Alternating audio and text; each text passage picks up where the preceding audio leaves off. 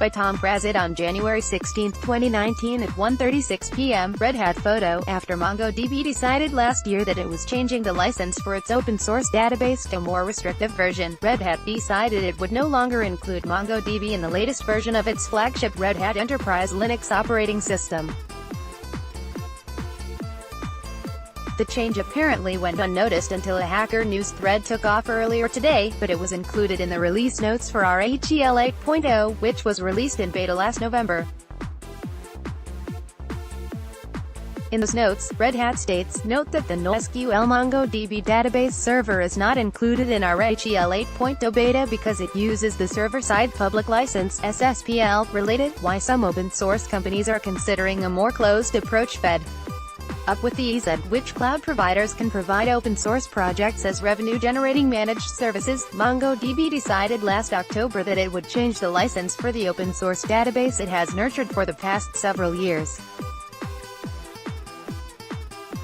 The SSPL stipulates that anyone offering that project as a cloud service must also release all the code they wrote to do that, as an open-source project, and the introduction of that license has sparked a huge debate within the software development community about what it means to be open-source in the cloud computing era. Veterans of the open-source movement tend to be deeply skeptical of MongoDB's approach, and apparently you can count Red Hat among that group.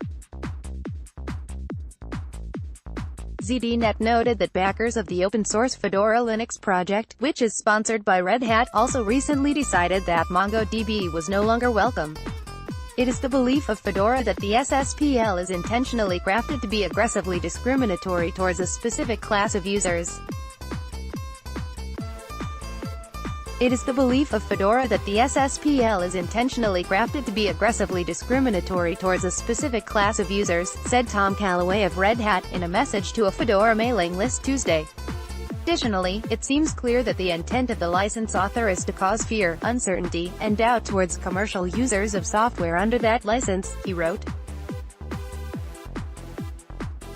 The most interesting test of whether MongoDB's approach has backfired will be customer response to Amazon Web Services' new DocumentDB cloud database service, which is based around an older version of MongoDB released under the more traditional Apache license. Oz made it clear that it intends to compete directly with MongoDB's managed service on performance and scalability, and there aren't many enterprise tech companies currently on the planet that are as good at delivering computing performance and scale as Oz. Find more jobs on Geekwork.